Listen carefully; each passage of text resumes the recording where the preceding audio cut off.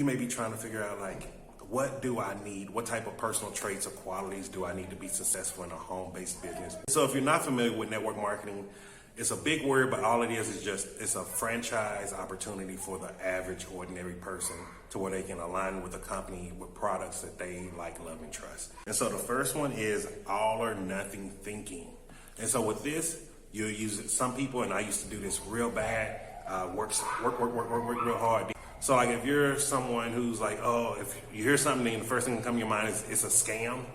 And the third one, which all of us are going through right now at a heightened level, is stress. And so stress is a really big one. And the fourth one, anxiety or depression. If you do some yoga, breathing exercises, just do anything you can to help manage that as much as possible while we're going through these times. It taught me some things as successful as you could be in your business. This one is one that CC loves to do.